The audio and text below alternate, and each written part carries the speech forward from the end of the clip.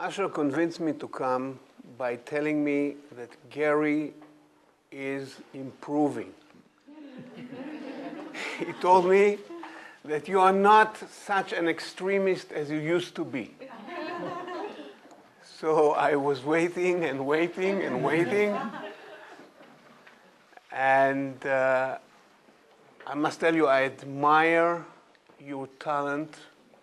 Although I've heard you again and again many times, you are able to make me angry again and again, each and every time from the beginning.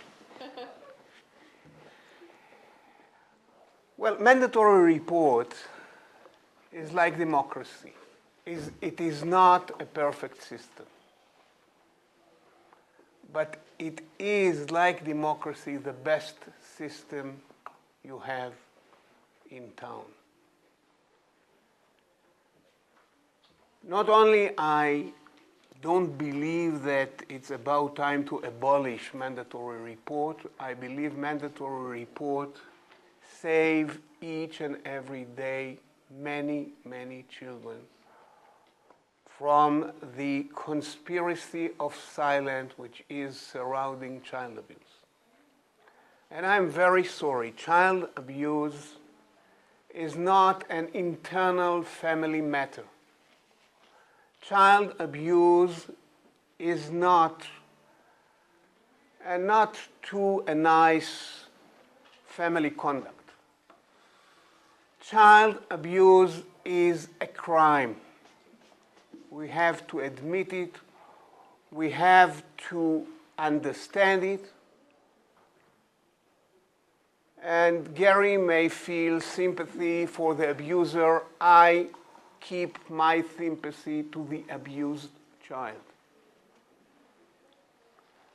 Nobody suggests that if a man or a husband beats his wife, it should be explained nicely to him that it's not so nice a conduct. Nobody suggests that if your neighbor is angry with you and is beating you to death, that it is not a criminal act. Nobody will suggest that if your boss or employee is irritating you, that you have the right to conduct or misconduct of physical abuse, mental abuse, emotional abuse, or whatever. For some reason, because of so many years in history, we deal with children and abused children and adult and parental abusive phenomena as a different thing. It's not a different issue. When a parent or an adult is using his force and position to abuse his or her child, it is a criminal act. I emphasize it again and again because I've heard some criticism regarding the duty to report. For example, saying it is wrong to criminalize the phenomena of child abuse. Wrong. You cannot criminalize something which is already criminal act. And we are not talking about, a parent who talks not so nicely to his son or his daughter. Or we even do not refer to a parent who left a 30-year-old child alone at home for a couple of hours. We are talking about severe physical abuse, emotional abuse, sexual abuse, which destroyed the body and soul of a child. Let's give a look, or let's the number talk.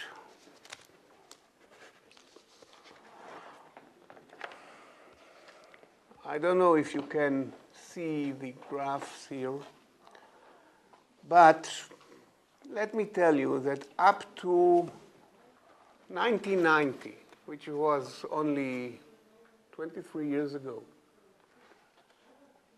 the number of cases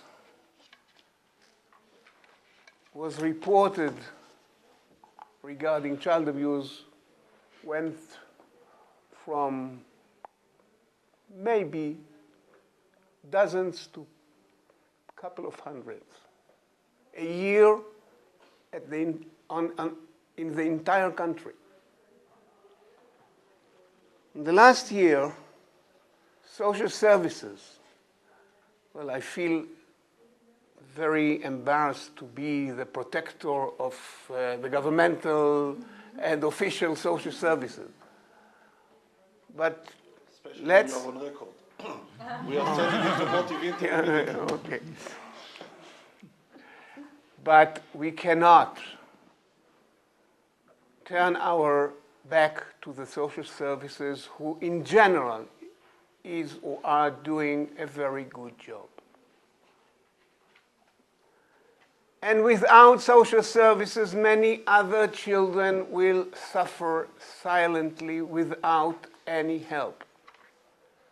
Not that I'm saying that we have enough help, enough sources, enough manpower, enough social services, enough professionals, enough knowledge to treat the children. And if you may want to treat the entire family. Of course, we need more sources. While saying sources, I don't mean by necessary more budget, more money. And knowledge is a source, a very important source. And thanks to Harov, we have another source of knowledge here. Harov would never be established without the duty to report. Harov was never, and other social services like the shelters, like the מרכזי הגנה, I don't even know how to translate it to English because that's a technical, but you know what I mean. They would never have been established without the duty to report, without the Israeli society, all of a sudden, quote unquote, discover that there is child abuse phenomena in Israel. Up to 1990, most, not only lay people in Israeli society, but professionals declared and believed that Israel as a Jewish state has no such a phenomena like child abuse. What mandatory to report brought about is a rocketing, rising number of children who were discovered. I agree with Gary. Not all of them got the treatment they deserve to get. Many of them, and I fully agree with my friend, colleague, and mentor, Professor Yona Rosenfeld, who each and every time regarding the duty to report and social services is asking the right question and what beyond detection. Because duty to report is a very important tool to detect, to early detect child abuse. And he is right. If we only expose the pain, if only we still stay with the mandatory report and make a V. Here is another case. We may cause even more harm than by not interfering at all. I agree that mandatory report is not the face of everything. Mandatory report is not sufficient for itself. But I always ask Professor Yona Rosenfeld, and what would you do, how would you treat without detection? Detection is the first necessary step to discover a problem. Then you can, you could, you should, in some cases, to offer the family treatment, in some cases to send the abuser to jail with no hesitation, and to send a message to the society at large, and to send a message to parent, and to send a message to the potential abuser. We will not tolerate child abuse. Otherwise, we'll dream in a very romantic way that one day we professionals will find a way to convince the abusing family to behave better. It's a romantic, unbased attitude. One fear that rose when a discussion regarding mandatory report in Israel took place in the Knesset was that the mandatory report will cause a flood of false allegations. Each and every neighbor who has a neighboring dispute between him and the next door family will call social services and say, this and this family is abusing his or her child. Let's give the number talk again. During the period of the year 1997 to 2011, the average percentage of false allegation regarding almost 50,000 reports a year was between 3 to 4%. Or to be more accurate, 3.4% of false allegation. False allegation is very dangerous. It's very negative. But all the claims that will be flooded with false allegation, which will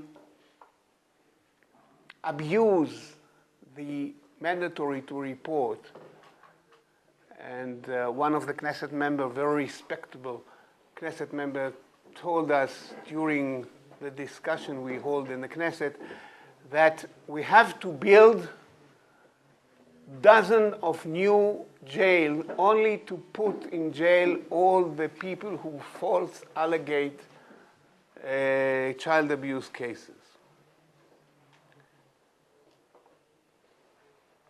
It does not mean that we shouldn't, from time to time, look at the system and try to correct its minuses, its disadvantages, and its harm. For example, one of the things that we have in the Israeli law, and I'm not quite sure, I believe that there is no similarity in the US legal system, is the exemption committee. מי שלא מבין, ועדת הפטור. We install in the law a way in which we can say, stop the process of mandatory report. There is some good reason in this specific case not to report. We have an alternative. We have a better alternative. Sometimes it may risk the child himself or herself if we will continue to process the report. Again, some figures. In 1995, 5 years after the law was enacted, the numbers of appeals to the exemption committee were 20 cases. In 2011, the last year we have figures, over 1,000 cases were brought to the exemption committee. Out of them, 989 were approved. So we have some ways. Is it sufficient? No. Shouldn't we consider maybe some cases should not be included under the law of the duty to report. We shouldn't hesitate to examine it again and again. Improvement can be installed into the law. The law can be changed from time to time based on our experience. But for God's sake, do not even dare to think to touch the mandatory report. It is a crucial tool to save children's lives and well-being. Thank you very much. Thank you. I will